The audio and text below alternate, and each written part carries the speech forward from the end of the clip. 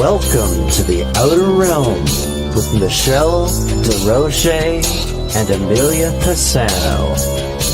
Airing live on the United Public Radio Network, 105.3 FM in New Orleans.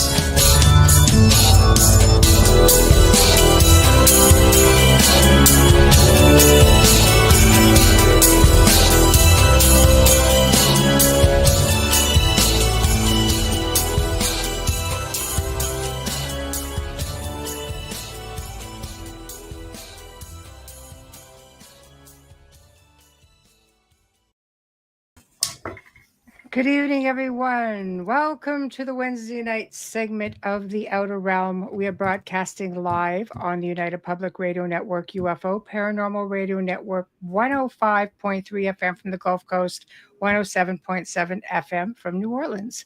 We're fully sponsored by the amazing folks over at Folklore Coffee who have been a part of our journey for probably about 5 years now. So thank you, Folgers. We appreciate you so very much. Also, big thank you to Justice Snicker, aka Dr. Snick, the Sonic Surgeon, for his contribution of his time, his music, and his voice for the intro that you just heard. He is an award-winning composer of Halloween horror, sci-fi, and dark wave electronic music, which can be found on all of your favorite music streaming platforms.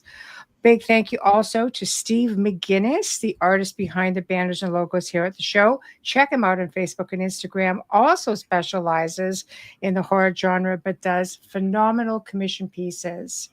So tonight we welcome back who I like to call a fan favorite because she's been on the show a couple times, quite a few years ago now.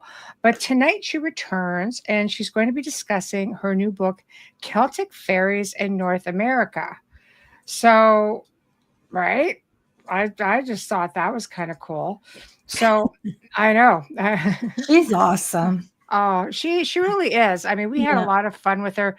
I just see we're having some issues here on, let me see, on our YouTube page. So, we're going to re-add it and go from there and see what happens. We'll blame Joe. Yeah. Okay, we are live. Okay, good. So, wow. Anyway, Morgan, let me just grab her bio because I'm slacking off a little bit here. She teaches classes on Irish myth and magical practices. I would do that. Fairies related subjects in the United States and internationally. She has published multiple anthologies as well as Witches and Pagans magazine and Pagan Dawn magazine, and she's one of the world's foremost experts in all things fairy. I love it. And Perfect time of year. I know.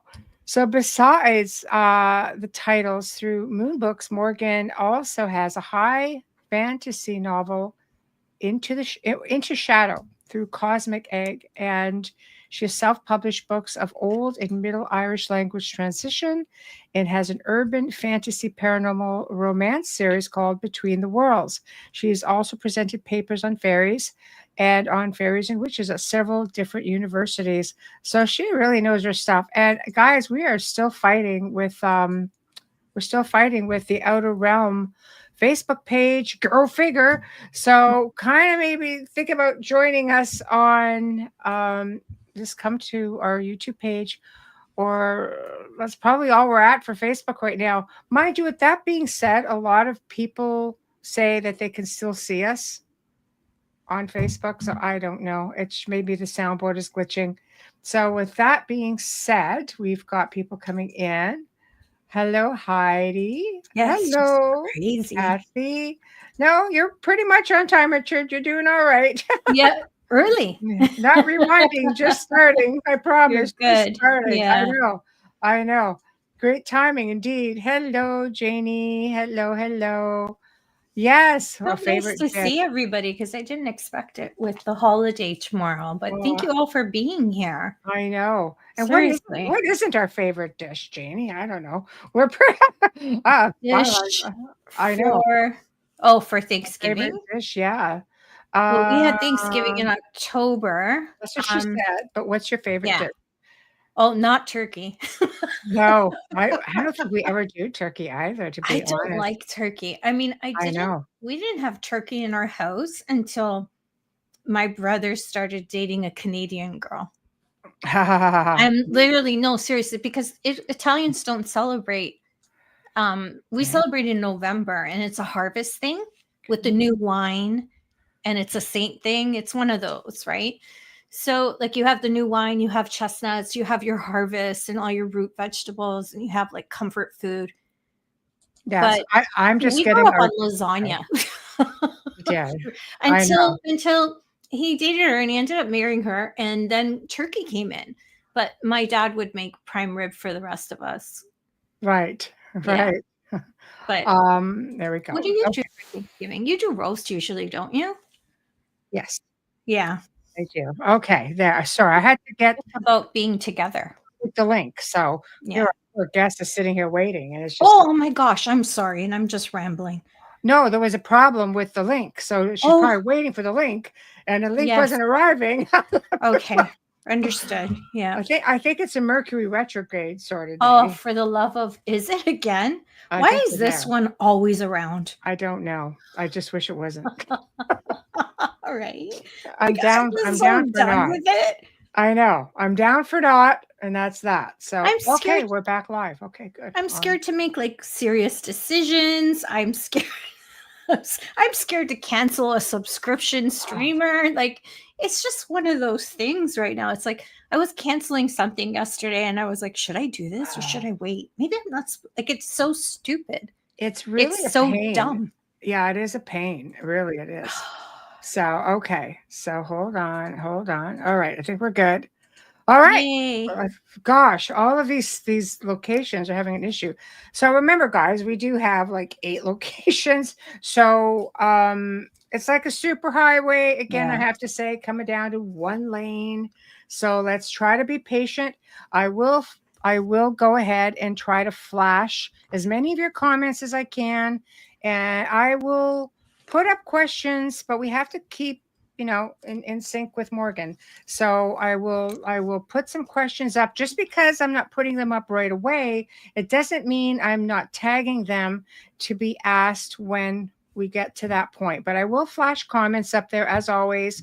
And this way she can see the comments, we can see the comments, and everybody watching can see the comments. Remember, we're on Roku TV. Remember, we're on X, we're on Rumble, we're on 2 YouTube channels, a couple of Facebook channels. So you can most certainly find us somewhere. And if not, catch the archives. They will be everywhere. We're on over 200 different sites. So you will find it, I promise. Without further ado, our lovely guest, Morgan Daimler. Hi. Hi. Hello. Good to be back. It's been too long. How are you? Pretty good. Pretty good. Wow. Good. I mean, Thanksgiving tomorrow. So a lot of people are really hyped up and excited. Yep, that's why it's so messy behind me. Right. No, I was going to say, I love your background. Like, I could just fall asleep there. I love books. So yeah, this is the right place then. Yeah. Oh my god. Well, you should have books. I know. You have a lot more that you can't see out of frame. Oh, I love that. That's okay. It's great. I love it's a beautiful thing. Did you see the book Christmas Tree meme? They actually have books layered like a tree. Yes, I love that. All the favorites. It's really pretty. I thought about doing it, but I'd end up wanting to read one that was on the bottom. You have to pick. Always you have to plan it for next year and way. pick the ones that you just read. And it always will be something that you need to grab right from the tree. Yeah. Oh, I love it. But I'm so excited that you're here because I learned so much when you're on, and I love all of your discussions, and you're an amazing teacher like Michelle. So I'm going to sit back and just listen, and then if you don't mind, I'll ask a few questions because this is new to me. Okay, it's a fun topic, so definitely. Yes, I loved it last time you were on. So yeah, I'm looking forward to it. It was great. I've always had a fascination with fairies, of course, and throughout the years being within the field of high strangeness, as I call it, people would send me pictures, and to me, I'm looking at them going, It looks like a spark in the air.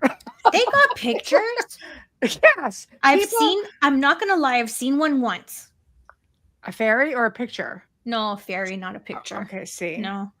So I did see one, but I questioned it because it was from here, right? So yeah, see, I don't know what I'm looking at. I know I ran a ghost tour at one time, and there was a tree, and in front of about 50 people, it lit up like a Christmas tree with all these little lights. And we're all looking at it going, it's like a hedge, right? So we're just like, what is this? And all kinds of people got pictures, and I'm like, oh, just send them in. You know, we could see them. Nobody sent them in, but there were so many witnesses. So I don't know. Were we looking at fairies? Like allegedly, this you know, the city had some, but I mean, we don't know. But now, judging by your book, maybe, just maybe. I'm gonna need this book. I know. Yeah, I have to order this book. I saw the fairy, what I believe to be a fairy, at an airport. Oh, cool. Yeah, because I went there with a mentor, and we would go there because the EMFs and how, you know, nobody can kind of crush that when you're learning and your energy. And he was teaching me about that. And I just went like this, and I went, oh my God, did you see that? Like, I don't know if I really did. So I'd have been the one in the airport going, okay, maybe I'll see this. Was it just me? Yeah, it was just him and I. And I'm like, Robert, did you see that?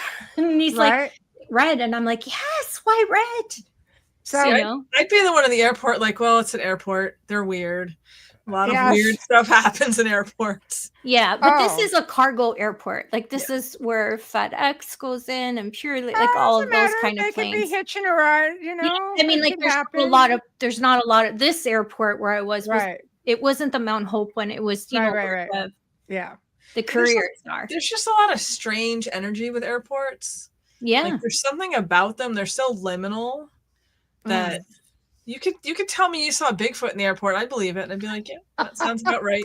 I think a few people look like Bigfoot in the airport, but yeah, we were on the opposite side of a fence, and we were not far from the planes, maybe 50, 60 feet from where they had stopped and they were loading. So it was quite interesting, and I was scared. So anyways, because you hear the story. So I'm going to wait for your expert opinion and experiences. Well, it's funny, actually, you mentioning the planes and all that, because that makes me think of during World War II, there were some really famous cases of fairies connected to airplanes called gremlins. Yes. And it's sort of, it's sort of how gremlins. Twilight Zone, William Shatner, Gremlin on the Wing. Yeah, that Twilight Zone episode, I think. Oh yes, Twilight Zone. Yes. Yeah, but that's based on actual World War II folklore stories, anecdotes, whatever you want to call it, where the people started talking about how they would see these spirits, these little fairies, and they would mess with the planes. They would break stuff, or, you know, kind of like you see in the Twilight Zone episode, but but gremlins is like mischievous little fairies that like to take inside them. So you could have seen a fairy in an airport. That's definitely a thing. Okay, so I'm not crazy, because he did say don't encourage it, Amelia, and I'm like, who's encouraging anything? I'm still questioning. Did I see it? Here comes Amelia with her shenanigans. All right, what is that? Yeah, that explains everything. So where I'd actually like to start, for people who haven't seen you, is what got you interested in talking about fairies in general, because you have a multitude of books, and I will put, you know, your website and everything on in the stream as we get to the end of the show, so people could go check it out. So take her away, Morgan. Yeah, so it's kind of a layered story, like so many things are. You know, I'm part of the Irish American diaspora, which is just a fancy way to say my grandfather was from Ireland. And I grew up in a community that had a lot of people, or I shouldn't say a lot, but who had people who were, you know, first or second degree immigrants. So certain folk beliefs kind of made it over here with that community. And when I was really little, I used to have experiences, and I would see things. And when I would tell my family, because of this sort of cultural thing, they were very accepting of it. Right. Like most that helps. Yeah. Yeah. Most kids, they tell their parents they're seeing fairies or whatever, and their parents are gonna be like, no, fairies aren't real. And my family was just like, oh, okay. Right. How many? Which is great. Which is great. Yeah. But that was really helpful for me because I was never discouraged from it. Right. And it grew into something where I became really interested in having more context for it, having a better understanding kind of what was going on and what I was maybe experiencing or encountering or what have you. So by the time I was in high school, I started really digging into other people's experiences, right. also known as folklore. Right. And, right.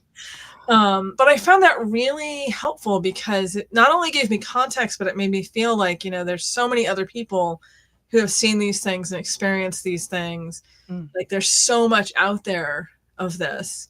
Right. And it's one of those subjects, I'm sure like anything else in the paranormal, once you start to get into it, it just pulls you in further.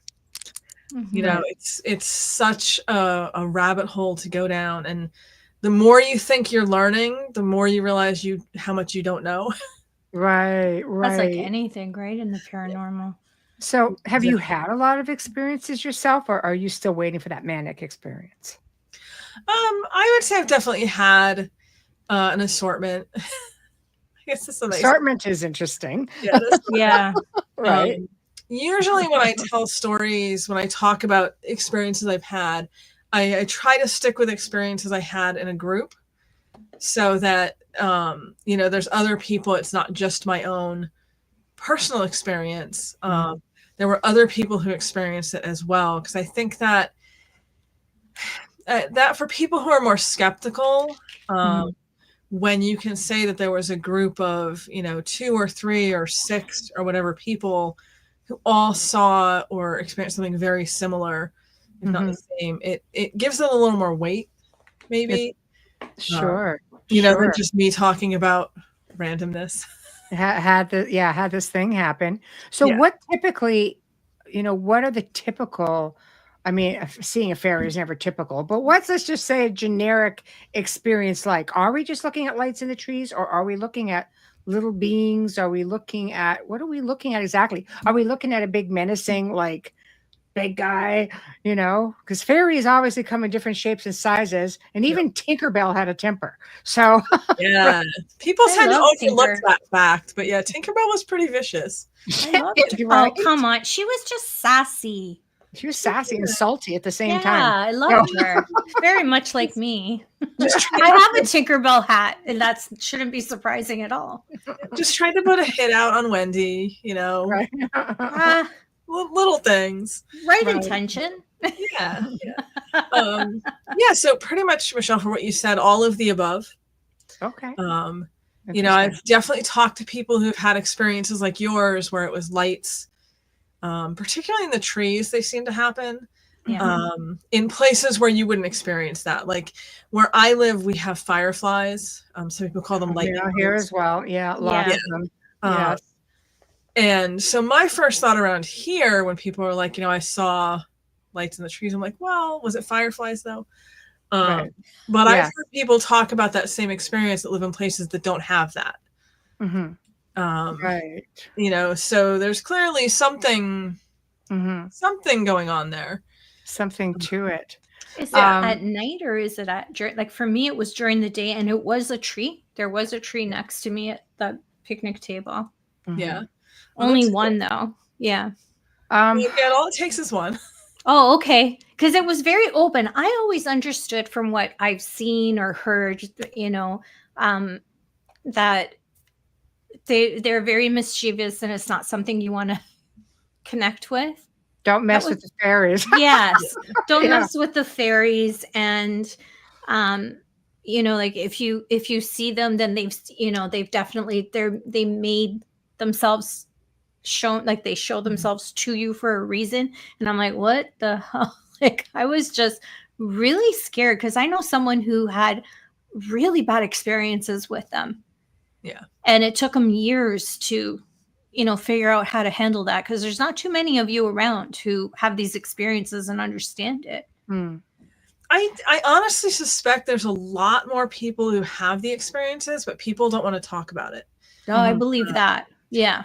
In our culture, if you talk about seeing a ghost or experiencing a ghost, not that everyone takes that seriously, but there's more of an acceptance of it. Yes. Well, because of television. Yeah. Right. Exactly. Well, and ghosts are seen as sort of like it's okay for an adult to say they saw a ghost. When we're talking about fairies, because there's this very strong, and I don't want to get off on a tangent about how this happened, but there's this very strong idea that kind of associates fairies with children.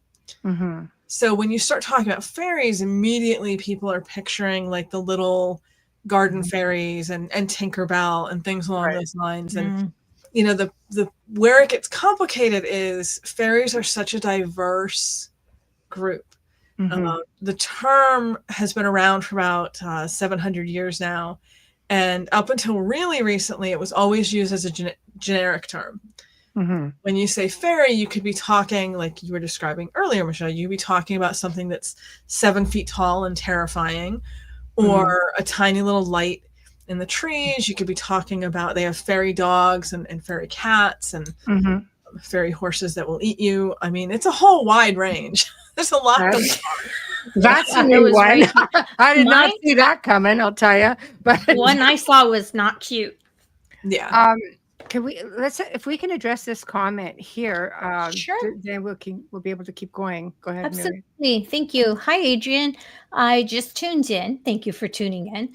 Is there a characteristic about Celtic fairies that sets them apart from others? I have seen 3, not including lights in the trees. Wow. That's such a tricky question, because of what I just said, that there's all this variety. Right. It's also important to remember when we use the word fairy, we are generally talking about like the Celtic language cultures, or sometimes like Western Europe more generally, like France. You'll also have fairies. Yes. That's actually where we get the English word from, is French originally. So you'll find them there too. But fairy-like beings are everywhere. Every culture you're going to look at is going to have something that would kind of fit the general description of what we would call a fairy. I wouldn't use the term fairy for the ones that are found in like, Korea or Africa or indigenous Americas. It's different. Yeah. Yeah, they're different, but they're fairy-like. They're very adjacent, So or being politically correct. Yes. It makes it tricky when someone has an experience if it's not really obvious what it is, because there's so many things it could be, and usually what it comes down to in identifying, like, is it particularly like a Celtic sort of fairy, is really getting into the nitty gritty of the details of what did it look like? What did it act like? Did it do anything? Did it interact with the person? There's just no really easy way to answer that question. Just to say that it's almost like a process of elimination. Right. So they're very diverse. Yes. Sort of like if you see a bird trying to figure out what kind of bird it is. You sort of have to go through and eliminate a bunch of things and sort of try to narrow down to eventually get to what it is. Right. Well, I think with different folklores, or different cultures, the folklore would be different based on the traditional beliefs and so on and so forth of that area. But correct me if I'm wrong. I know that it was believed, even in North America, since that's where we're going, that the Celts had actually arrived there, like could be even a couple thousand years ago, like not so much just recent, but there's looks that I just was on a show recently, and this is information that had come forward, that they're starting to find, I guess, maybe petroglyphs, or they're starting to find structures that are looking that they are really going back. I mean, if you think about it, there's a Stonehenge in Lake Michigan, which essentially would have to have been pre-Ice Age. Yeah, very old. and it resembles the one in England. So it's very, very close.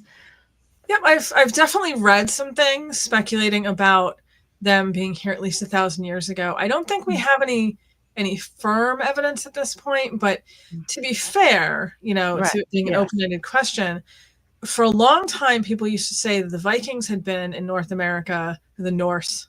Now I need to be politically correct. The Norse, yes, had been in North America before Columbus, and people always said, "Oh no, that's not true." Absolutely. And then they proved it. They found a site in Canada, and I'm not going to remember exactly where in Canada, but I think it's in Newfoundland, right off the coast, and then again in Nova Scotia. Yeah, that makes sense. I cannot speak French, so I apologize for trying to say this, but L'Anse Meadow is the name of it. And okay, yeah. I can spell it better than I can say it. But, but they proved that there actually was a Viking settlement there, a significant amount of time ago. So just because we haven't found the evidence necessarily that any of the Celtic cultures had arrived here, I don't think we can totally rule the possibility out. I think it is possible. We just I agree. I think they got around. I mean, when you think about it, that King Akhenaten had Celts in his private guard, and his daughter Scotia, who went to Scotland, they just found her burial next to like a pub in Ireland, actually. Yeah, I think that people really underestimate how much trade there was and how far people would travel. There's a site in Northern Ireland, in Armagh. Iwamacha is the Irish name of it. And when they excavate it, like archaeologically, they studied it. They actually found the remains of an African ape there that they thought. Right. They thought it'd been ritually offered because it was found with all these other animal bones. But crazy. I mean, the fact that this animal was brought all the way from Africa to this spot in Ireland, and we have evidence of it, so much more trade and so much more getting around. And it didn't freeze. Yeah. Pardon? No, I wonder how it acclimated, because it's cold in the winter in Ireland. It's not warm. No, it's like Canada, right? So it's a little more temperate than Canada would be. Like they do get snow, but not as much. No, but I mean compared to Africa, it's cold. Because Ontario's not that bad. Like Southern Ontario, knock on wood. I don't. We've been really good. So this is going to bring us then to the Celtic Fairies in North America. Yes. Which is, I mean, we I don't know, like I said, for 20 years, I've been given stories and sent a couple of pictures. One does look like a golem, actually. But I always scream pareidolia, but they swear up and down that this thing was moving when they were there, right? Like they send me a picture and I just see a picture. Yeah. But their testimonials was no, this thing was moving. So I'm kind of like, I'll send it to you if you want to have a look at it. I'm in a similar place. Like a lot of people just assume, because I am a firm believer in fairies, obviously. That's why I'm here. It's why I write what I write. But I'm also very skeptical. Yes. That's healthy though. I think that's a good perspective. You have to be. I always tell people Occam's razor, the simplest explanation is usually the truth. Right. And a lot of things that are paranormal, not all of them, obviously there is paranormal stuff out there, but a lot of things you can find explanations for. Plumbing's a huge one. Paranormal. If something comes back with a question mark, I'm excited, and only because it's just means you can research it a little more, that it's not can it ever be definitive really in that sort of a field? The exciting part of all this is when you eliminate all the stuff that is pareidolia or high electrical magnetic fields or what have you. What you have left is so fascinating. Once you've eliminated all the other things, it's like, well, all that's left is another question mark. Let's dive in, right? So the adventure continues. So, okay, North America. Where do you want to start? Because I mean, there's so many. Again, we're getting into the indigenous folklore of the little people that seem, which I have to assume aren't hobbits. They're like little, like fairy folk, right? Yep. I had seen a question floating by in the chat about my book and whether I talk about Canada. Yes. So I do. Cat. Yes, that's Cat. Yep. There we go. Canada in there. Canada is definitely in there. Awesome. We actually start with Canada and then go to the United States and then a little bit of Mexico. Oh, brilliant. And Brilliant. I apologize that the Mexican chapter is so slim. I do not speak fluent Spanish or much. I speak like toddler Spanish. Right. So there were a lot of resources that I just couldn't really access. You just need a translator and a trip. I suspect there's a lot more European fairy stories that are in Mexico than what I managed to find, and I was only finding stuff that was in translation. So, but it covered all of that. There's also a really great book, not by me, called Strange Terrain, which is just about Newfoundland, because Newfoundland has ridiculous amounts of fairy folklore. Yes. I'm not surprised because it's the closest part of border of Canada, to Europe, and England, Scotland, Ireland. It's out there. Yeah. But Newfoundland and Nova Scotia have seen so much. Yep. And there's huge diasporic communities there. There were a lot of Scottish and Irish people that settled there. And then you bring all those beliefs and all those beings, with those communities. So, huge amounts of that for sure. That's where the slur, the A, like Canada, it says A. I don't say it, but it does come from that. It's very strong in the East Coast because they brought it with them from either Ireland, Scotland, or the Welsh area. So that would be like, which I would think exactly what Amelia is saying, that a lot of this would come through immigration. But then I think with the indigenous lore, which goes back even further, were they already here? And herein lies the question. And of course, this is one of those things, there's never going to be a definitive answer, Clearly, there's a lot of indigenous beliefs and spirits here. I'm not going to remember the exact number, but there's hundreds of indigenous groups in the Americas and in North America specifically, I should say. And each of them has their own beliefs that often have these fairy-like, very adjacent beings. And they're not exactly European fairies. Like, we can't do a one-for-one, like this is clearly the same as this. But there's a lot of similarities, a lot of crossover. And then you have, when populations move, when communities move, not only do they bring their beliefs with them, but I believe at least that spirits follow communities. Like, if you have a lot of people that believe in this particular type of spirit or are connected to it or make offerings to it, and a lot of the Celtic fairies are connected to family lines. Oh, that's fascinating. That I didn't know. Yeah. So like one thing that I mentioned in the book is I had gone through all this data to look at different anecdotal accounts we have in the folklore in, I'll say the United States for one example. And the most common type of fairy that we see mentioned is the banshee. And the banshee is a female fairy. Literally, the name means female fairy, who is attached to a family line. And they appear and sort of warn of an impending death. They'll be heard crying or wailing. The wailing, yeah. And the wailing is very unearthly, like the way people describe. It's not like just listening to like a woman scream or something. It's if you hear it, they say that you definitely know what it is. But this is a being that would follow a family line, so it makes sense if portions of the family move to, say, the United States, then you're going to start having this being here as well. It'll go where those people go.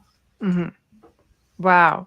So yeah, I guess, and that makes sense. I guess it would follow the family lines as they immigrated out of the country, which is kind of crazy because you realize how much you're bringing these guys over. And the wailing. I've heard recordings, I think people assume that it's just something more paranormal. They don't realize like La Llorona, that wailing, screeching, like nails on a chalkboard, get out of Dodge sort of screaming. Oh, I got shivers just as you saying that. I know. So, okay, so that is interesting. And Aged says, are there any other fairies besides a banshee that the people vocalize? We have a lot of stories of people having conversations with them, across various folklore. Sure. People having dreams and encountering them, or having visions and encountering them, but also just literally physically running into them. And I'll give you a quick story. This didn't happen to me, but it's still a good story, so I'm going to share it anyway. Yeah, no, share it all. It's your show. I was in Ireland in 2016, in a part of Ireland called Boyle, which is a town sort of in the mid-northwest, at the edge of Sligo, County Sligo. And I was with a group of people. One of the people I was traveling with, who is still a good friend of mine, is a musician. And fairies tend to be very fond of musicians. They like that energy. They like those people. We have a lot of stories about them. Like they would invite the person into their otherworldly home for a night of entertainment, and then reward them and send them on their way. Like fairies just love musicians.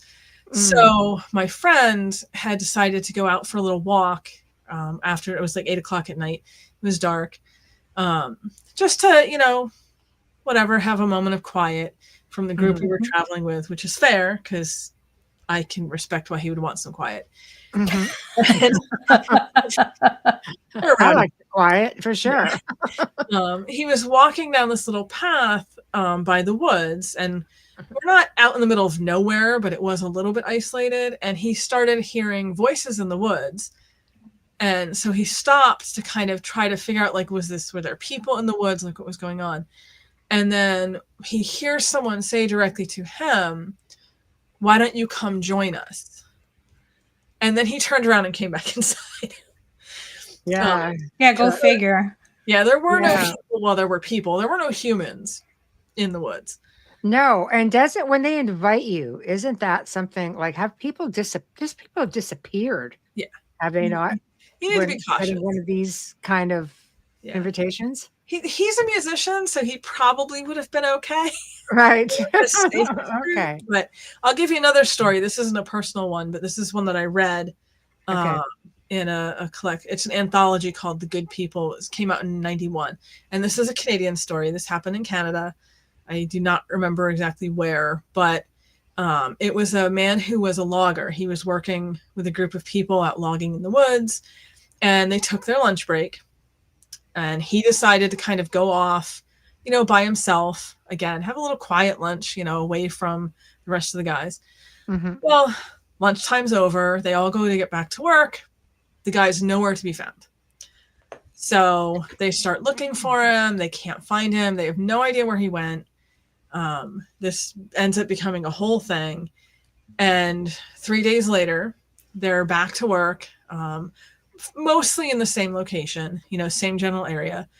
And suddenly he comes walking out of the trees, and they're all like, "Where have you been? Like, people have been looking for you. Everyone thought you were missing. We were searching the woods. It was a whole thing." And he thinks they're joking with him. And he's like, "Oh, very funny.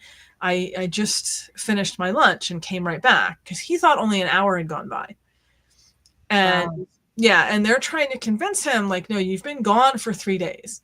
And he's like, "No, I went in the woods and I ran into this group of people who asked me to join them." So he sat down and had his lunch with this group of people who he thought were just like, hiking in the woods or whatever. And finally they did convince him that he'd actually had been gone for 3 days, because he had. Wow. Yeah, there's a lot of crossover with fairy stories and UFO abduction stories. Yeah, missing time. Yep. Right. Missing time. So, which brings me to this, Morgan, because there are so many, stories of the Fae, throughout ancient cultures and how they coexisted with humans quite nicely, and people looked at them as oracles, and it was a good union for the most part in some different parts of the world, until a certain religious institution came into play and started convincing people that you can't trust them. The magic it's the devil's work, something along those lines. So, could they have been, I'm going to put it out there. Are they a race of ET? That's another of those open questions. I have to do it because of the missing time thing. So. Yeah, no, and they're actually, there's a really good book by Joshua Cutchin called Trojan Feast, which I recommend anyone who's interested in this particular subject. So I know a lot about it, but Joshua knows a lot more about it. Okay, I'm going to write that down. Trojan Feast? Yeah, Trojan Feast. Okay. And when you compare specific things to do with hallmarks, we'll say, of like alien abductions or alien encounters and fairy encounters, like a one-to-one list, there's a lot of crossover. Things like the missing time, things like distortions with the experience itself, like not being able to remember clearly afterwards what exactly happened. There's some crossover with food, all sorts of stuff. And this becomes sort of one of these controversies, like low-key controversies between the ufologist community and like the more fairy folklore community, where a lot of fairy folklore-based people will say alien abductions and UFO stuff are just modern understandings of fairies. That people who don't have an understanding of fairies but have like a sci-fi or science understanding, they'll just call them aliens. The lights in the woods, which a lot of people have with UFO experiences, people have that with fairy experiences. Yeah. On the other hand, though, the UFO community will say the exact opposite, that the old fairy folklore and the old stories of fairies were just people having UFO and alien experiences that didn't have another name for it. Right. Fairies. Got it. So it's a double-edged sword, much like, I personally think everything connects in one form or another. There's so many, it's all high strangeness for the most part. It's, the paranormal and ufology go hand in hand, right down to some of the same abductees will say, I experienced this. And people in paranormal say, oh, it's a demon thing. It's like, so you're getting into crazy things. So why not? We're all just struggling to put vocabulary on these Makes things. sense. Yes. I agree with you. On that. Okay. So we are, again, in North America. So the fairy lights seem to be really big in North America. Yeah, like you do hear a lot of that here. Yes. Yeah. I know for myself, I've gotten a lot of people. I will try to find this photo, because back when these were sent to me, they were hard copies. I just sort of had to try to, photograph them and send them on just to make it digital, because I would just, get things handed to me, mailed to me. And the one that I saw, I'm just trying to remember where it was. It was on the East Coast, whether it was Canada or the United States. And it was at a marina, it looked like, with all these like bright lights in the middle of the day, just in, just there in the air, but there's nothing, the bright light. I don't know. Is it like the sun reflecting on your lens? Is it just like little star things? So aside from, that's where we get into that process of elimination. I've certainly seen a lot of pictures, a lot of pictures, right, where it's pretty clearly it's camera flare, or it's, the way the sun is being picked up by the lens, or, something. But then there's always that percentage. There's always those pictures that you just can't explain. That there is no, like, there's no rational I don't want to even say rational because that doesn't sound right, but you know what I mean? Like there's no technical explanation. And then it's like, well, then what are you left with? Mm-hmm. You know, we're back to that same, the continuation of following through with further research. And but there, you know, there's something to it, because people are diehard. Some people are diehard with fairy folk. Have you researched the fairies out in Lilydale? I haven't. Sometime I would like to travel there. You know what? I've been a few times, and they have, you know, part of the forest. It's all fairy trees. Everything is dedicated to the fairies, and they will talk to you about stories like that. So yeah, no, I'd love to have a chance to, because I definitely think there's particular places, especially in North America and in the US and Canada and Mexico, that seem to have a much higher percentage of these things. There's a state park not too far from where I live where a lot of very weird things happen. Do you know why? They're you know, more prone to one area over another? You know, no matter where we look in you know, the folklore or the modern stuff or any of it, it just seems to be something with you know, fairies of any kind, that they tend to claim particular locations and they sort of consider those places to be their places. Okay. And you know, they can be a little territorial. It can be like a chihuahua, like gnomes. Like a chihuahua. Chihuahua's like a gnome. Chihuahuas, like, they're cuter, but yes, I agree with Michelle. The Satan's minions, because there are gnome sightings. Do they fall under like the Fae? Do they fall under that sort of culture? So this is a huge debate, which I love. She hates gnomes. I'm just pointy hat and all. Everything with fairies is argued about, basically. Even the use of the term fairy right now in academia, at least, there's a huge argument over whether it should even be used or you know, something else should be used. It's the whole thing. It's very stereotypical, I guess. Yeah. So whether gnomes are considered fairies is going to depend entirely on who you're talking to. But you're talking to me, and I consider all of that under this broad umbrella. But I'll tell you a fun gnome story since you don't like them. I think they're cute. There was a really fascinating thing that happened. I want to say it was the late 1970s in England, where some school children, and there was a group of them, were in this park and related the story afterwards. There's a whole long thing about how they ended up telling the story, but they encountered a group of what they described as gnomes in little tiny cars. And the gnomes they were not nice gnomes. The gnomes ended up chasing the kids, and the kids were like running, trying to get away from them. There was a whole bunch of gnomes and a whole bunch of children, and it was the whole thing. Walleton Park gnomes. If you look that up, you can find the much more detailed, better story than what I just.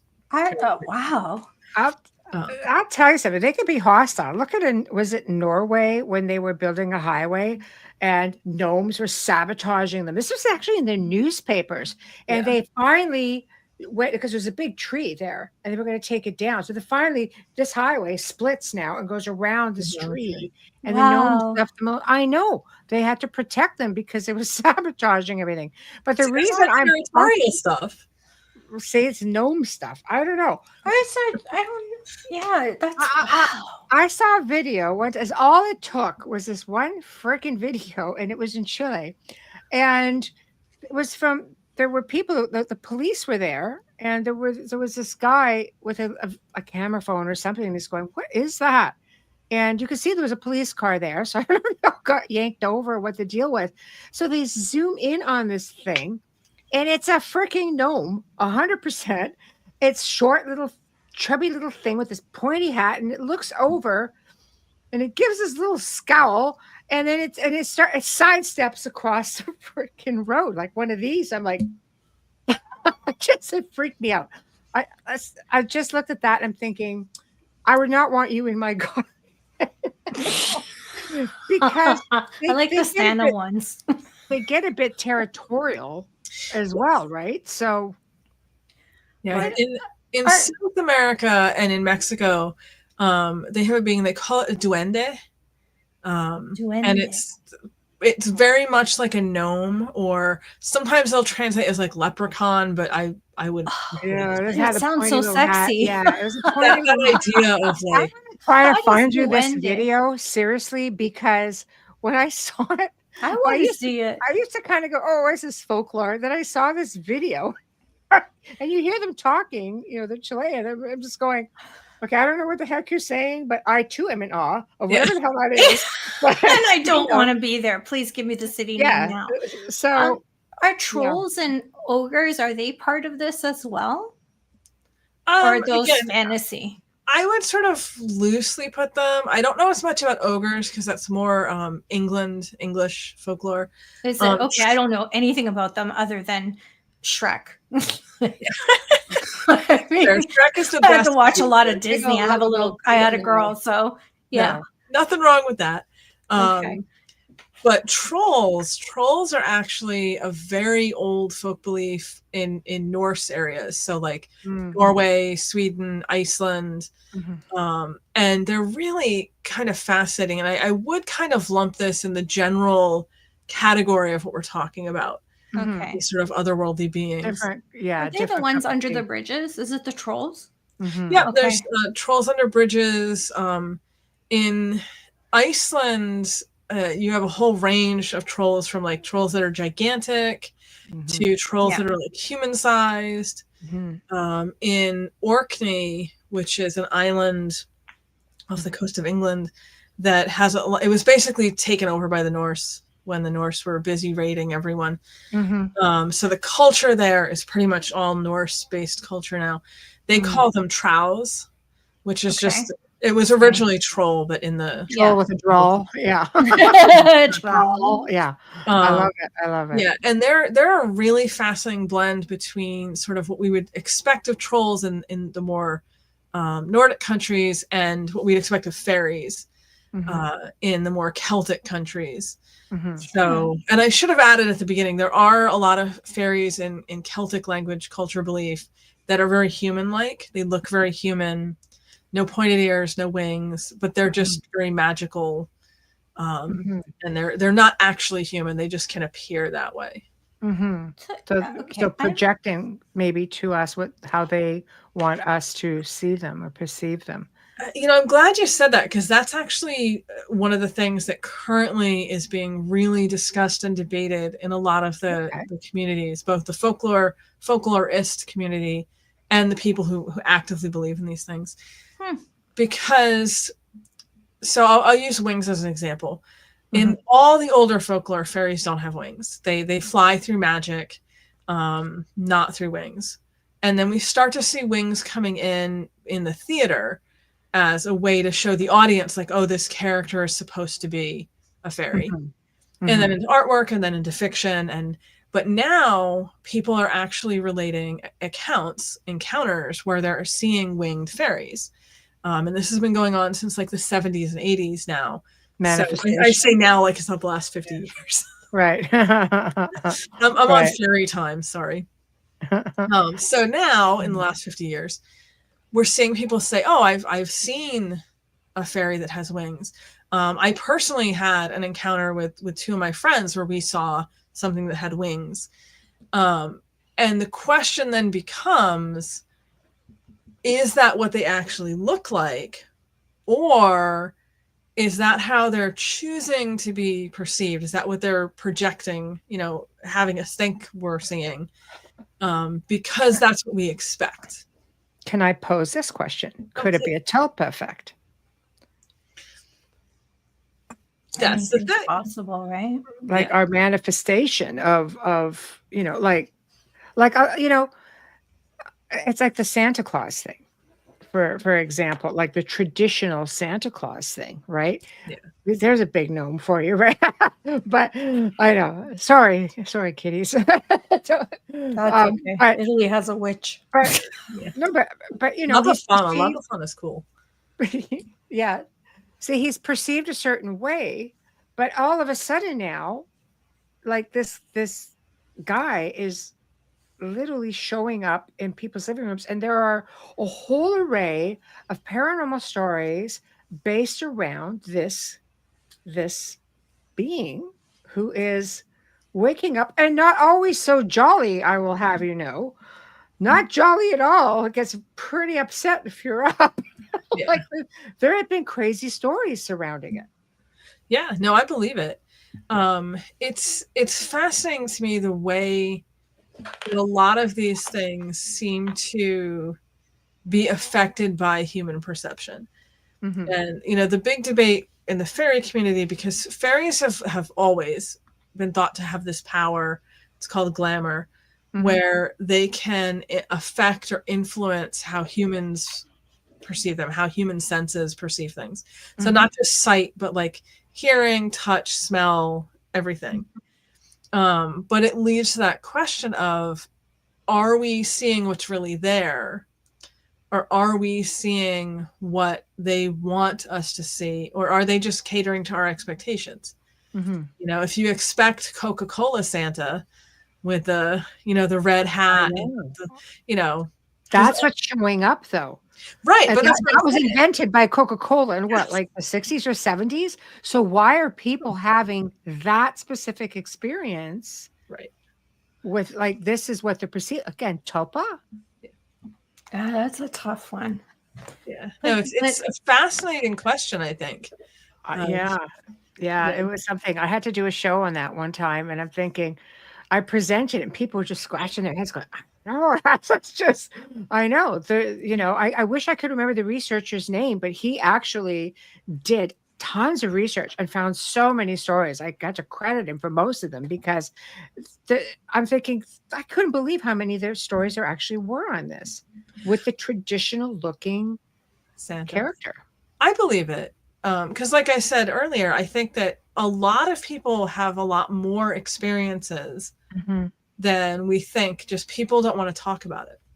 The number of people I've had approach me privately and say they've never told this to anyone before, but they tell me because they know I'll believe them, that I'm not going to be, you know, skeptical or critical. And I think so many people, you know, if you wouldn't necessarily tell someone I saw evil Santa who yelled at me for being awake. I know. And you're an adult. Right. Oh, wow. But if you had if you had an encounter with someone or you ran across someone who was like, I'm collecting stories about this, and you feel like this is someone who's going to listen to you uncritically, you're going to be much more likely to admit, you know, your experience that you might not tell most people because you don't want to get I think so. I've had people tell me strange things. They pull, especially elderly people, pull you aside because they don't want anybody else to hear them. And they're just like, it's like, wow, okay.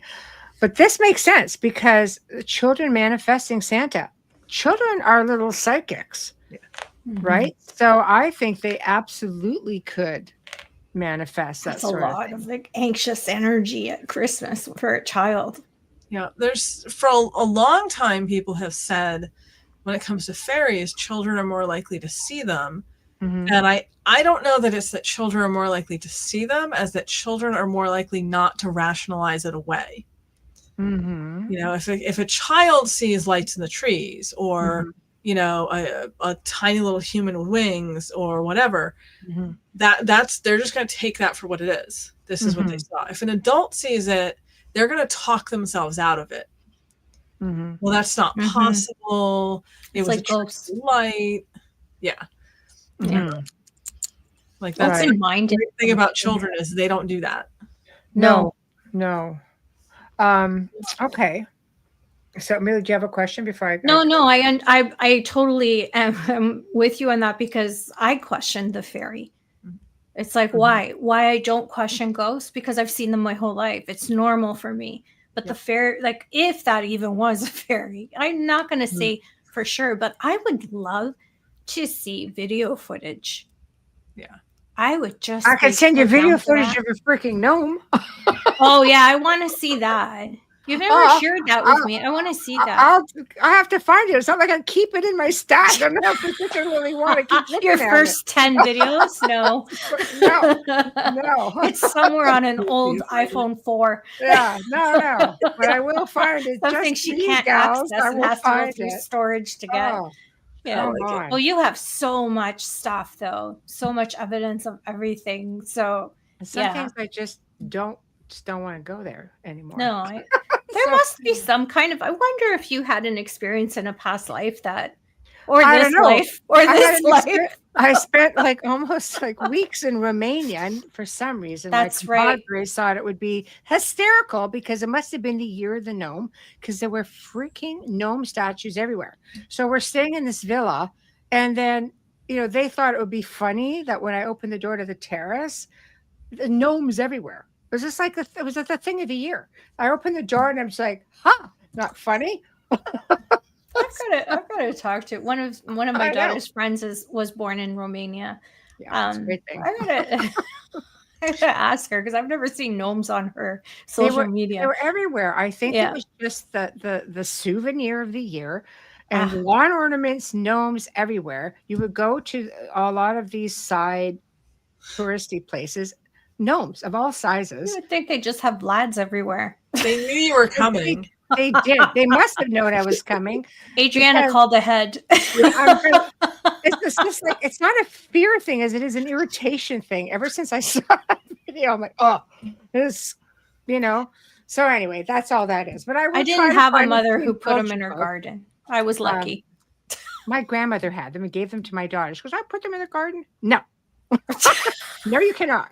In your house. One day you'll have in your own house. Yeah. Take them with you. Thank you, grandmother. So anyway, aside from that, what are the most you get into the different indigenous communities and folklore? What are the most common when they're talking about little people? Because the Mi'kmaq were really big into the little people and different variations. It's like anything else, it's going to depend on the culture.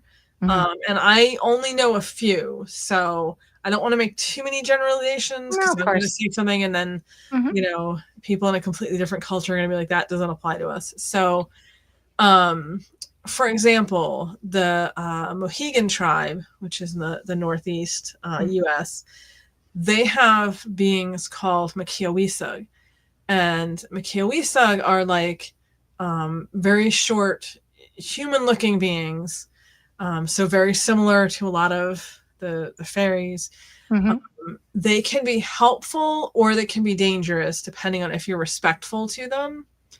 They don't like being looked at or stared at. So if they're around, you're supposed to not. I'd be in trouble off the back. They'd be like, what the hell is that? So I don't like being looked at or stared at either. Yeah, if they like you, they'll like help you. They'll help you find food or find your way or whatever. If they don't like you, they're going to make your life really difficult. Which is again very similar to the Celtic types of fairies, where they like you, they can give you good luck, they can give you health, they can do all sorts of good stuff. And if they don't like you or they're upset with you, they can do the opposite of all of that. I'll bet they could. Little thing. So very similar. Is this why people, will, like I mentioned in Lily Dells, and actually Adrian was thinking the same thing, fairy doors and such. Is this a real thing, or is just something to appease the little, or is it just Keebler? Yeah. Coming out of those doors, Morgan. So everything's a reference to pop culture with me. I apologize right now. That's fine. I'm pretty fluent in pop culture, so we're good. Me too. That's it for me. Fairy doors. So there's two things you might be talking about with fairy doors. I'm just going to touch on both, so I'm covering all my bases here. Some people refer to a fairy door as like a natural doorway looking thing in a tree. So if it has if the roots form a doorway, if it's got like a hollow forms a doorway. Some people will call that a fairy door. Mhm. That I've only heard of more recently. And I think it's something that grew out of the artificial ones. The artificial ones I'm about to like make a lot of people sad, so I apologize in advance. The artificial decorative ones started in 1991 in Ann Arbor, Michigan. It was an artist whose wife was a preschool teacher, and for fun for her kids, he would make these little fairy doors, and he would like make them very involved. Like you could open the door, it would be almost like a little dollhouse with furniture in a little room. And from there, he started kind of setting them up on the street.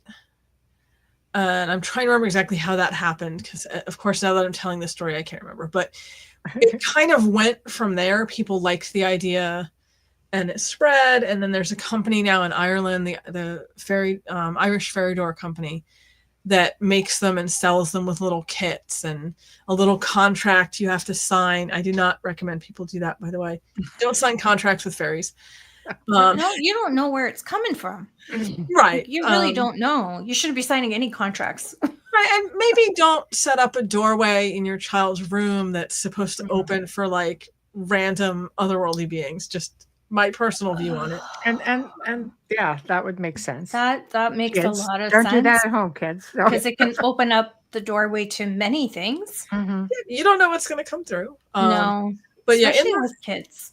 Yes, especially with kids. In the last, 30, 34, 33 years, since this has started, it has become extremely widespread. Like fairy doors are everywhere. People do fairy villages now. Oh yeah, that's what Wayne just says. Yeah. But the guy he's talking about, I think, he believed that there were fairies on his property, and apparently this village that he built was quite elaborate. And I think when he passed away, people were just kind of like, what is this? Like, it was so well done. Yeah.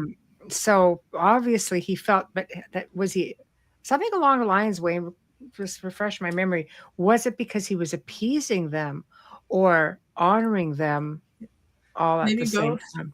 Was he their slave? Right. Yeah. There's a place in Connecticut called the Fairy Village, which is currently under threat. They might tear it down, which would be very sad. But it was built, oh my God, like decades and decades and forever ago, originally as a tourist attraction. And it's this very elaborate, it's all these little concrete houses and all of this stuff. And when it was up and running, it was pretty amazing, I'm sure. But of course, he went out of business or moved away, passed away, and it's all fallen into disrepair. But now there's all these stories that have developed around it, and people will go visit it because they do believe that there's a lot of fairy presence there. There's a seat there that is supposed to be the fairy king's throne, and if you sit on it, it'll make you crazy. All sorts of great stuff. So I think it's that connection between they're drawn to places, they're connected to places. Some people can sense that, and then they do these things. They make the fairy villages. They put this work and this energy into it as a sort of offering to them or welcoming to them, gift to them, however you want to look at it. And then it just brings more of that energy in. Then you get more of that. Is the fairy garden the one that spirals that you walk? Oh, it's so pretty. I find it very relaxing. Yeah. The Isle of Skye. Is that what it's called? Oh. No, the fairy circles. Yes. When I was in the Isle of Skye, there was one there. And up at the top, there was the Fairy King Grotto. Yep, the fairy glen. Right? Yes. Yeah. And I know, because my son's like, wonder what's in there. I'm like, I don't know, but your little behind's much smaller than mine. I say go take one for the team and find out what's in it. He's in his 20s. He's like, all right, I'll do it. Yeah, ask him now. His legs are sticking out. What's up? What are you saying? But apparently people would get all kinds of experiences up there. Have you been to that one, Morgan, with the fairy circles and the fairy I actually haven't ever been to Scotland. But the Isle of Skye, it's very famous, the fairy glen there. So I've seen pictures. I've heard a lot of stories about it. I know other people that have gone. I'll get to Scotland eventually. I just haven't. Scotland and Ireland are just such beautiful countries. Yeah. No, it's beautiful. You could feel the area. It's quite magical. Yeah, lots of energy. And you could see how it makes people feel when they're there. It's hard to explain, but you feel such a light feeling, and you just walk away feeling like amazing. It's like, God, there's something there. Yeah, that you get that connection to it. Absolutely. Absolutely, you do. It's incredible. Mind you, I think the Isle of Skye in general is just a really incredible location as well, with all the mountains and the water, and it's just so magical. I could live there. Yeah, gotta visit. No internet. If you guys haven't, you got to. It's just amazing. Yeah. So I don't know if I could survive without internet. Yeah. Now you can get it up there. I was up there everywhere, just taking pictures and flashing them off on my social media. I'll just share my experiences with people, It's funny, Wayne says that we have like a hobbit house, a hobbit hut. Realistically, what it was, it's a tree trunk that was an artisan had just done incredible things with those beautiful red doors, which masked my front door, which is why we had it. But the owners called it a gnome home. It is now being renamed the Hobbit Hut. The Hobbit Hut. I love that. What do I call it? No, seriously. Like, I'm just like, no. That can't be a thing. But yeah. Anyway. So, okay. So, I guess, so the Indigenous all have different names for them, different experiences. Little people are pretty much what we are calling them, right? They're little people. It's a pretty common term for them. Cherokee have the Yunvit Sundi, which I believe, and I should know this because I used to speak it, but I believe means little people. And please don't yell at me in the comments if it doesn't, because nobody will get. We've got a great language, so sadly. But sort of similar in, again, concept to what we find in Europe with, or even with the Makiawisa, with the Mohegans, can be helpful if you're respectful. Right. If you're not respectful, then they are definitely going to cause you problems. So what about fairy mounds? Yep, that's This is exactly like it sounds. You're just going to dig down. You're going to find something magical. You're just going to disappear, or you're going to find what's with the fairy mound. If you dig down, you're really going to make them angry. Yeah. Right. Yeah. I think mounds. I think burial or habit. Like some sort of a habitat of sorts. I'd be upset if somebody put a shovel to my roof.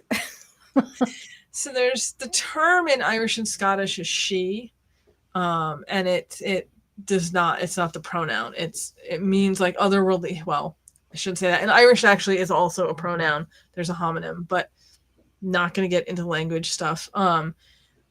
She means fairy hill or fairy mound, otherworldly hill, otherworldly mound, and the idea is more that not that they literally live inside the hill, so much as that's an entrance into their world.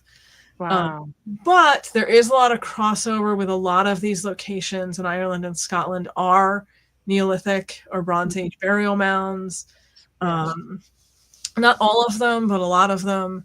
And we do have stories of, for example, there's a story in Galway of a fairy king abducted this woman. The woman's husband took exception to that and decided to try to get her back.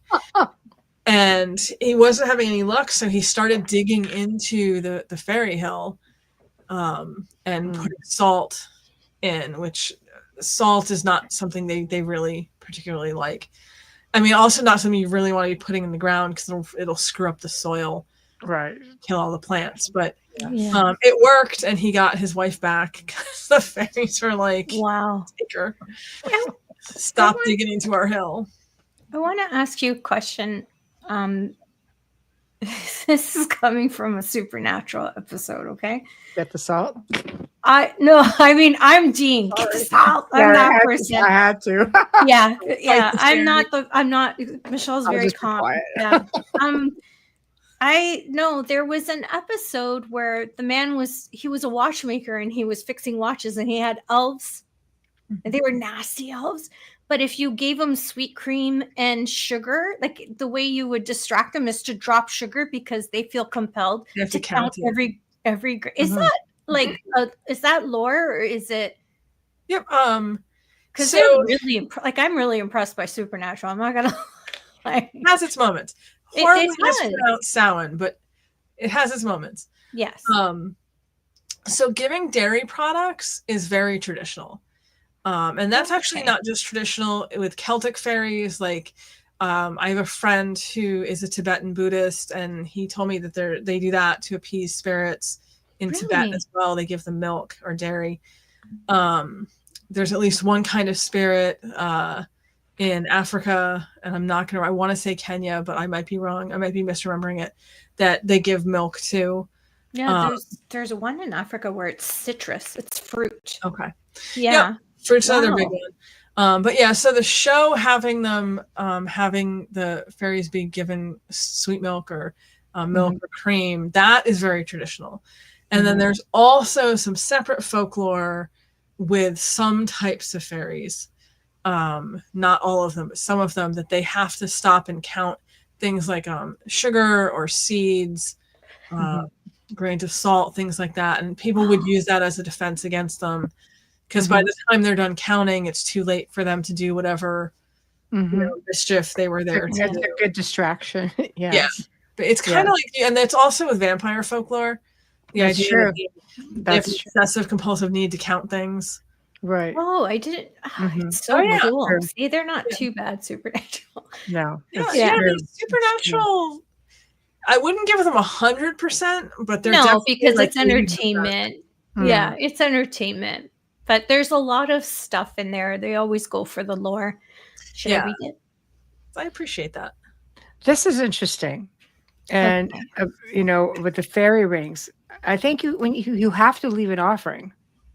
I dumped all kinds of change in that fairy ring because I was walking around inside of it. So I wonder if that, leaving, some people were leaving seashells.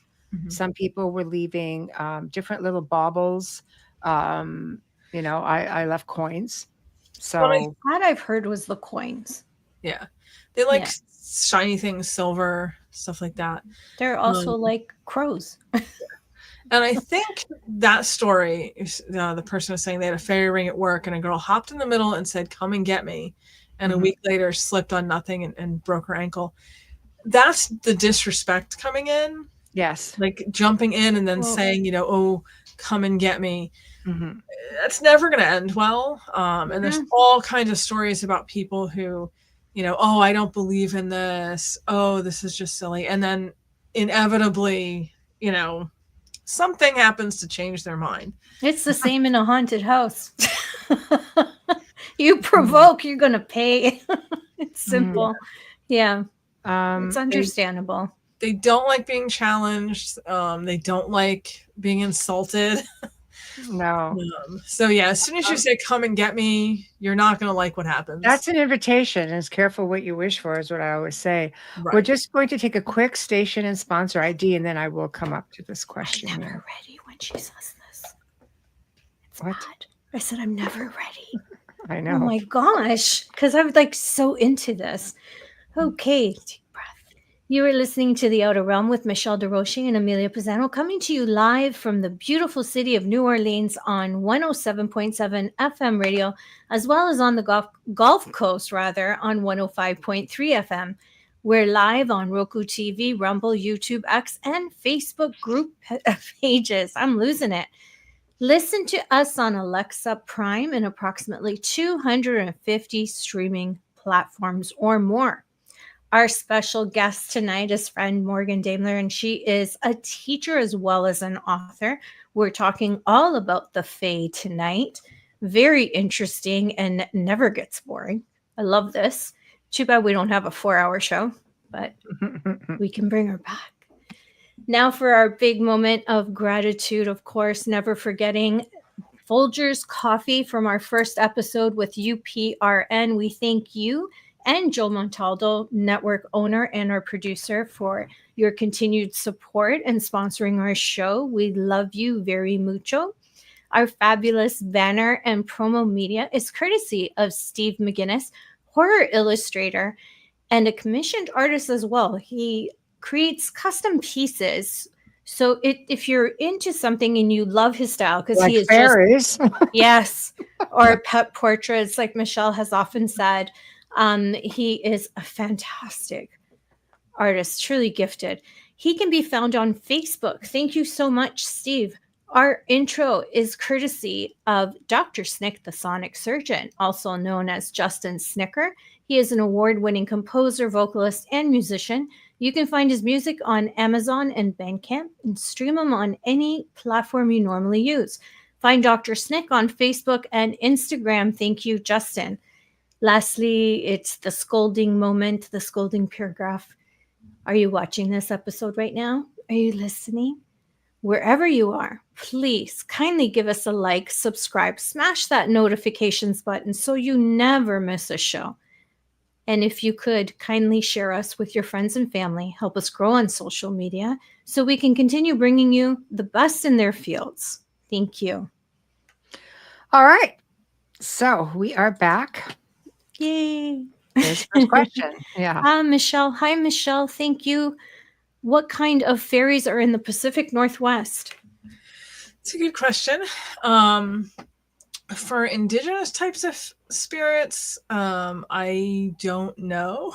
I love that. Brutally honest. This is good. I'm always honest. And there are certain things I do know, and there are certain things I don't. I love you. Yeah.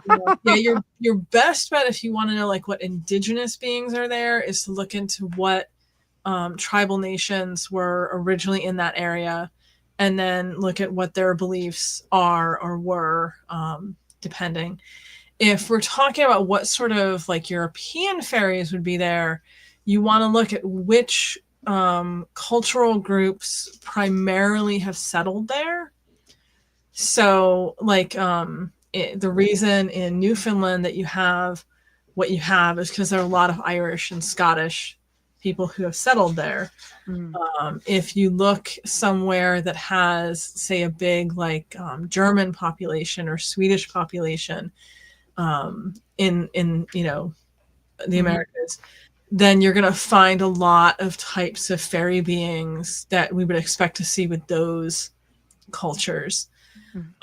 If you have an area that has, for example, a lot of Chinese immigration, a lot of Chinese immigrants had settled that area, which I know happens in parts of the Northwest with the railroads and the mining, then you're going to see a lot of spirits connected to that sort of a culture. Because like I said, they seem to go where the humans connected to them go.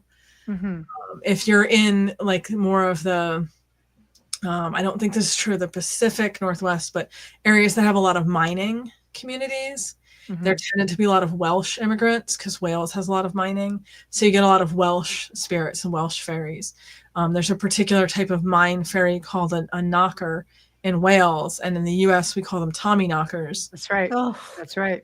That's and where those that are comes from?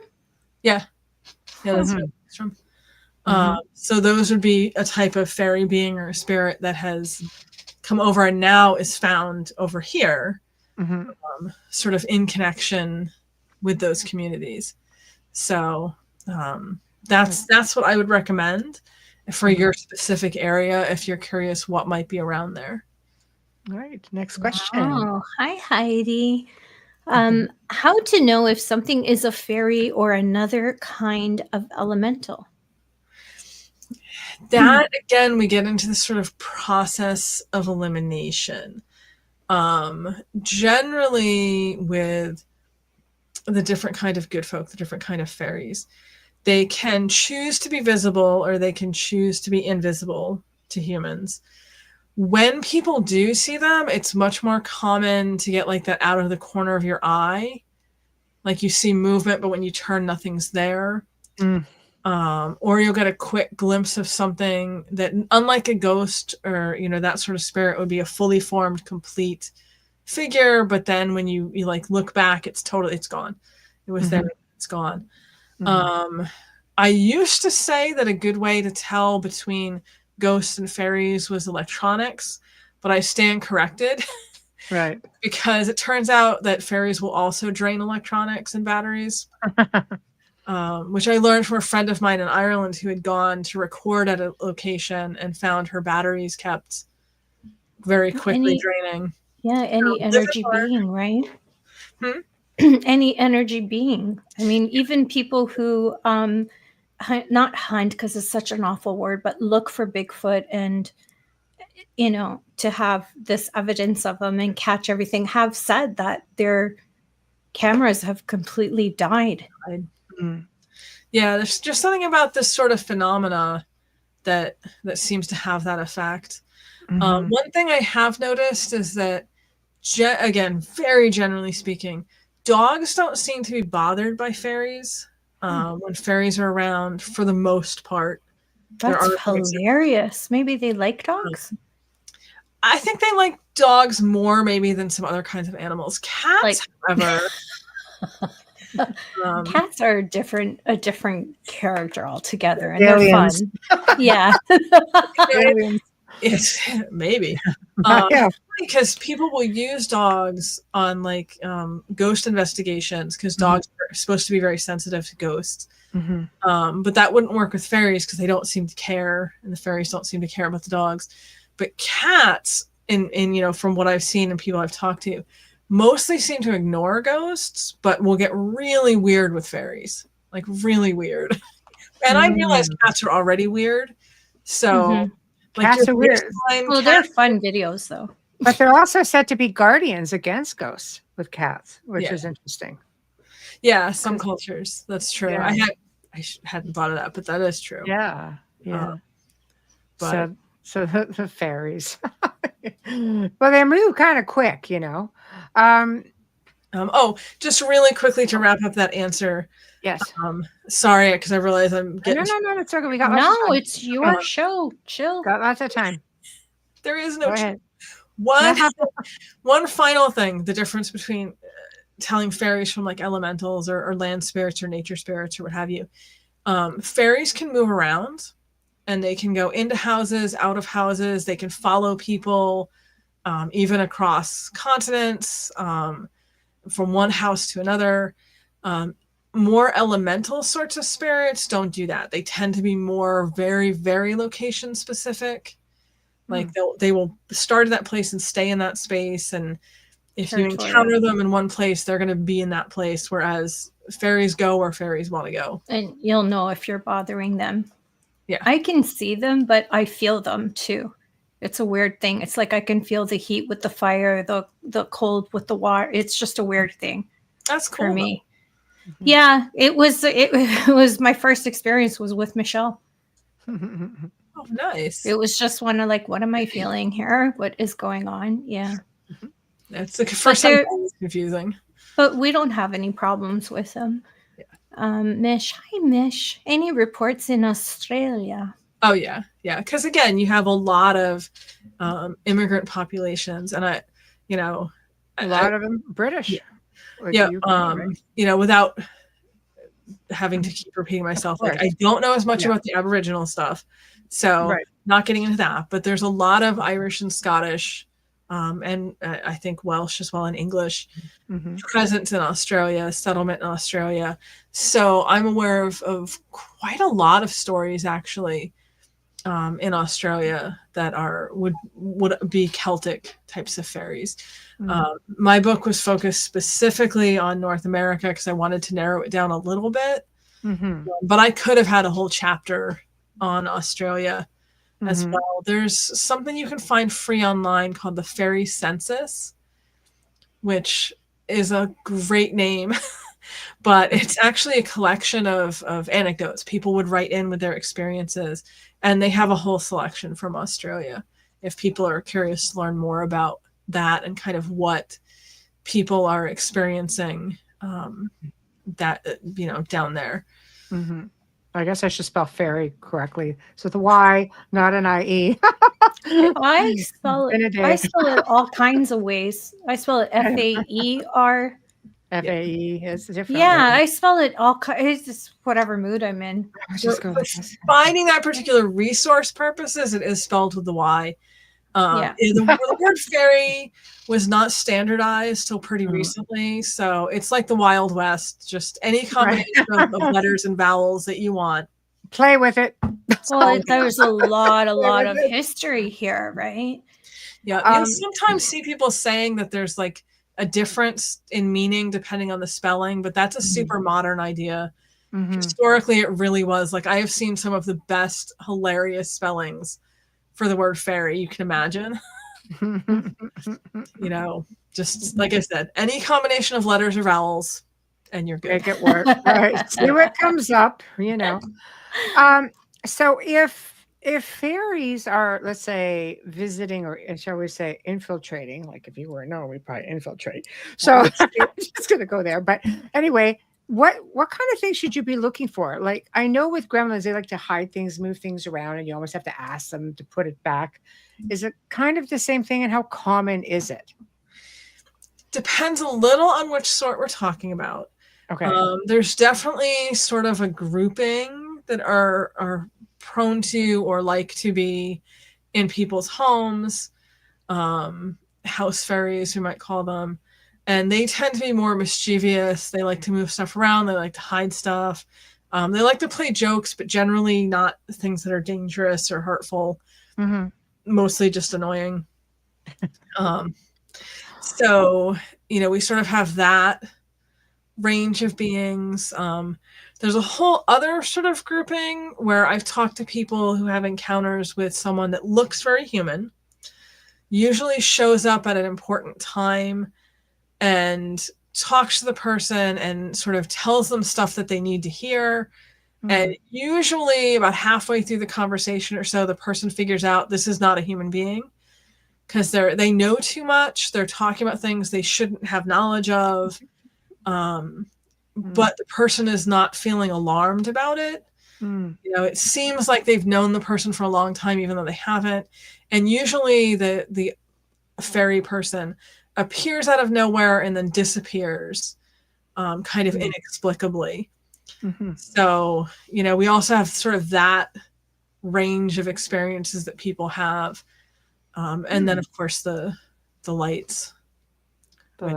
You know, I don't know what the lights are up to, but I think it's just because it's easy, you know. I wonder if it's their energy as they're moving. It's just sparking, you know, picking up the static.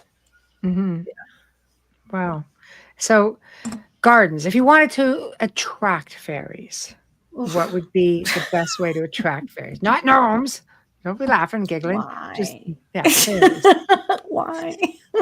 You know, like I said, cool Hobbit hut might be a good place to visit.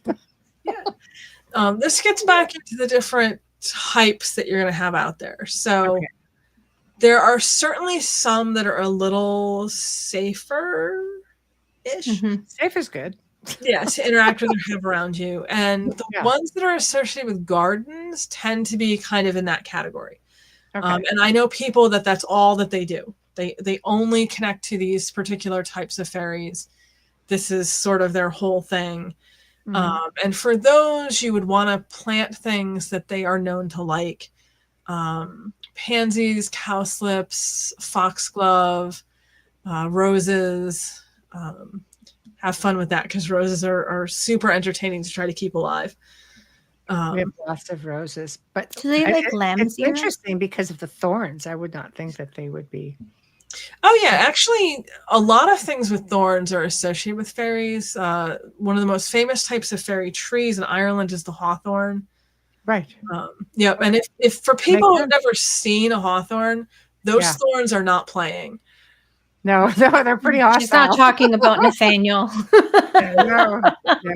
If you think thorns on roses are unpleasant to grab, the thorns on a hawthorn are they can be up to 2 inches long. They must produce gorgeous roses, though. Do they produce gorgeous roses? Like, Hawthorn. Yeah. Or it's just a thorn. They have nice little flowers. They're little white. Okay, I've probably seen them and I just don't know. And then berries. Yeah. So wildlife tends to like them. They actually are in the rose family. It's the same like general family of plant, hawthorns and roses. But yeah, those thorns do not mess around. And then blackthorns, which you have in Scotland and Ireland and places like that. And those thorns are really nasty. Yes. Wow. And thistle. There's a lot of itchy thistle in Scotland too. That we have here. We have some here too. Yeah, beautiful flowers, but everything's spiky on thistle. Yes. I tend to wonder if it's just a place that they can hide and you're not going to easily get to them. Maybe we should just build them a little mound. I don't know. Salt air probably kills a lot of stuff too, though. That's probably why it's so thorny. That just reminds me of that. I don't know if you've seen the movie or if you've read the book, The Secret of Nim. Yes, I have. Yeah, the whole thing about they were like in the rose bush because the thorns protected them. Yes. Yeah. So I don't know. I think it's interesting. I mean, the property is very much like a British cottage style, and it's just got all kinds of gardens, all kinds of animals, all kinds of trees, and we keep it very friendly for all sorts of life, so to speak, all year round. Well, as long as it doesn't attract crazy things. Wayne swears he's always had a golem around. He's just like, like the golem, traditional, fairy type golem, like Dobby sort of cute golem.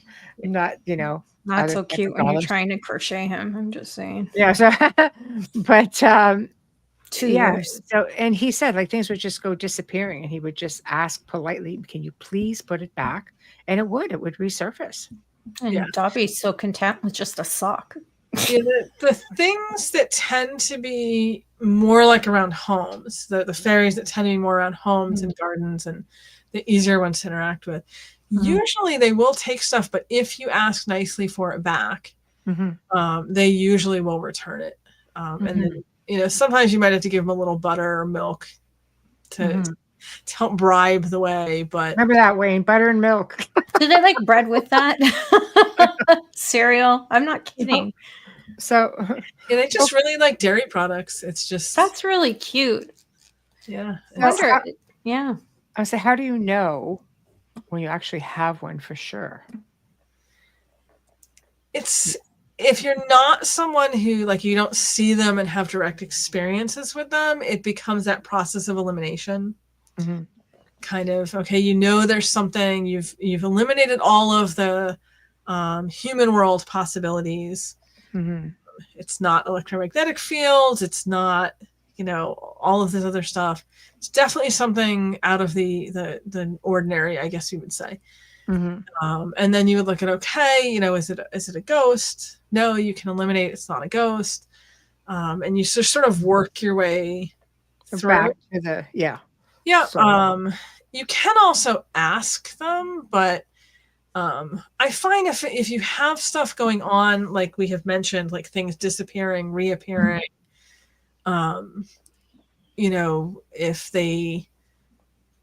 if things seem to be happening that are frustrating and mildly annoying, but also kind of all the time.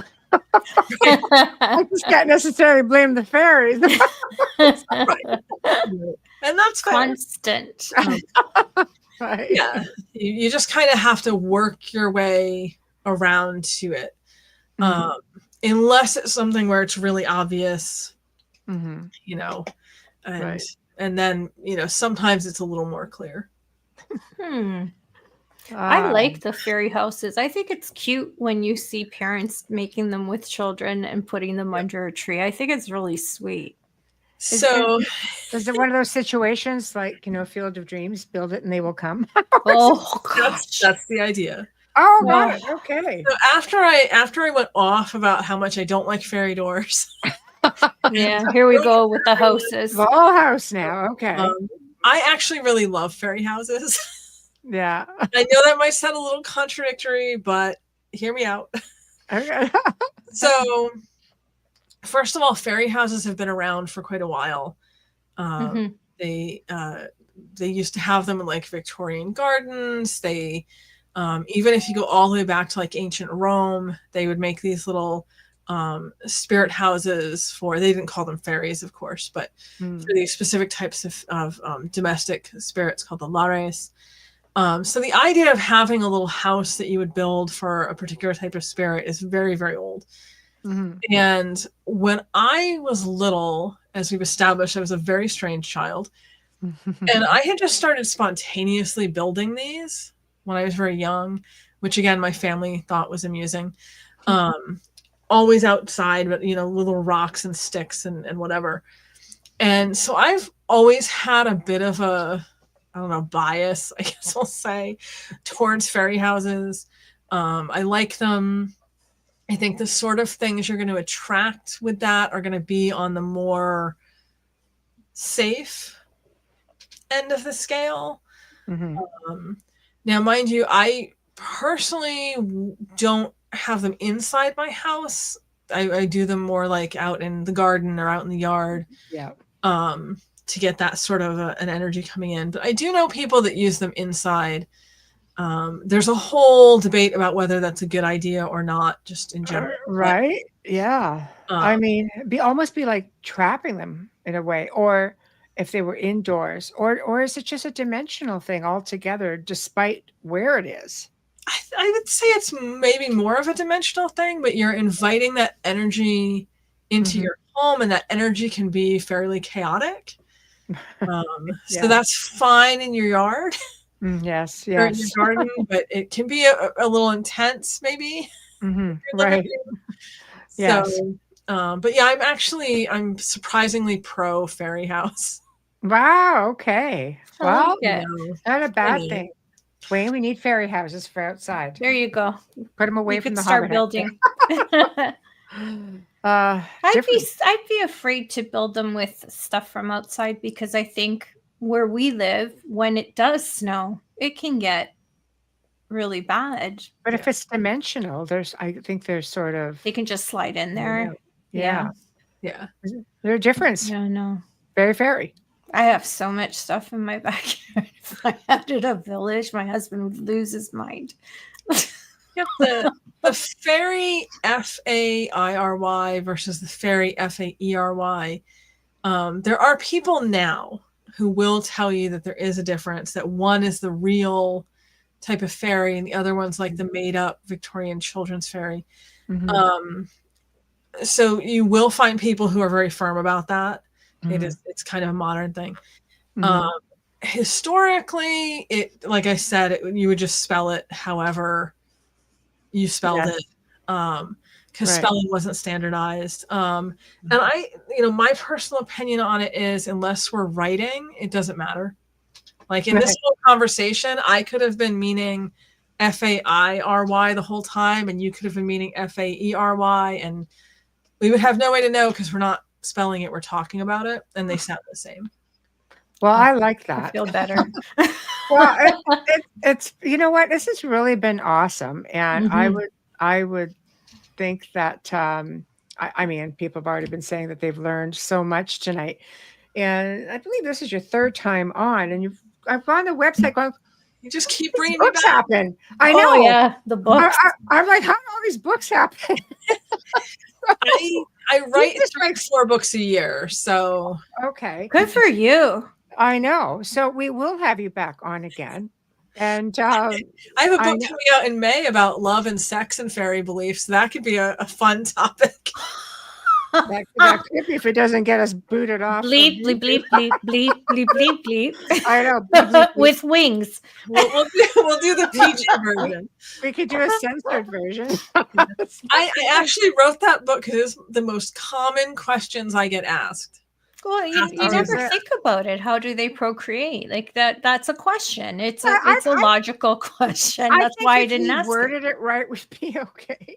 Because now AI just flags anything that's exciting. We can call it like amorous and intimate. Sure. Yes, sure, amorous and intimate. Yeah, there'll be a lot of puns. It'll be amazing. In the fairy can't world, wait. sure. So there it is again. Beautiful. tell us what you have coming up and where can people find you and so on and so forth. Sure. So I am sadly everywhere on social media. Very, very sadly. Always under my name. Yeah. So it'll always be Morgan Daimler, whichever the social media is.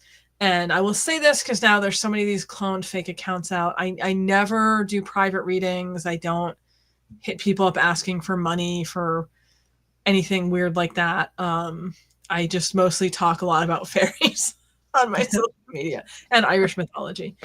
Currently writing a book about the fairy courts, which is something we have from Scottish mythology originally that's gotten very widespread. The Seelie and the Unseelie, the good fairies and the bad fairies, that kind of thing. Ooh, exciting. Yeah, so that's my current project. Like I said, it's called Paid with a Kiss, which is the book on love and sex and fairy belief that's coming out next May. Mm-hmm. So I'm always keeping busy. I'm always up to something. Good Well, for you. it sounds We're quite grateful. exciting. I'm going to peruse. We'll line you up for a few dates for sure. I think we're booking into March, for God's sake. So it goes by so quickly. I cannot believe it's almost December. I know. Well, I that's know. this Sunday. Yeah. How did that happen, though? I don't know. I was wishing for it for months, and the summer felt really long this year. Missing time. I love Christmas, so for me, it's like, Yes. you know, takes me 2 weeks to decorate my house. So, and I'm counting down to next year's get along Halloween. really well. Yeah, Michelle's counting down to Halloween. I like Halloween too. If I ever had a party, the one party I haven't had is a Halloween party, and I would love to do that for my friends because I know I'd go like all out with all the crazy stuff, and I take the time to really set the mood. Yeah, have fun with it. Yeah, I love it. I love entertaining though. So, and it's been a while with the few things that have been happening. So, yeah, that's one I haven't been able to do. Oh, you should. Next year, you definitely should. I hope so. So. We're there, the top of the hour. Boo, boo, boo. This subject, it goes quick. It does. It does. And it was a lot of fun. And thank you so much for joining us. Thank you for having me back on. Oh, we adore you.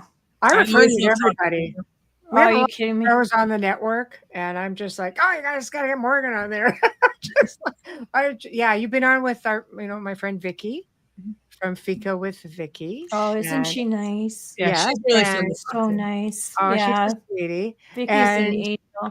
And you connected you with another one of our hosts, CL Thomas, who's she's just sweetie as well. Amazing. So only connect you with nice people, Morgan. We only connect with nice people, Morgan. That's right. Exactly. So anyway, I will be in touch and we'll set up some more dates for sure. Sure. And like I said, thank you for having me on. It was really great to talk to you guys again. Thank you so much and have a happy Thanksgiving. Yes, happy Thanksgiving. And stay safe on Friday. Black Friday. Yeah. I never understood that in the US. Give thanks on Thursday, kill your neighbor on Friday. It's all about balance. Yeah. Yin and the yang, Enjoy it. And thank you so much. All right. Well, everybody, we have come to the end of another fantastic segment of The Outer Realm. Thank you to Morgan Daimler. Thank you. It was just awesome. Big thank you to you guys in the chat room for making it that much more interesting. And to all of you guys who are actually in audio land, we thank you guys for tuning in and hanging in. I've seen a lot of people on Rumble, a lot of people on X. So thank you guys all again. Tomorrow night, okay, we're doing it. We promised you another open mic. I don't know what it is, but you guys sure dig it. So we're going to definitely give it to you. Another open mic, all yours. And we've got some good stuff cooked up. So get your questions and comments ready and we shall do it. And we always have so much fun doing it with you. So anyway, guys, good night. And we shall see you tomorrow.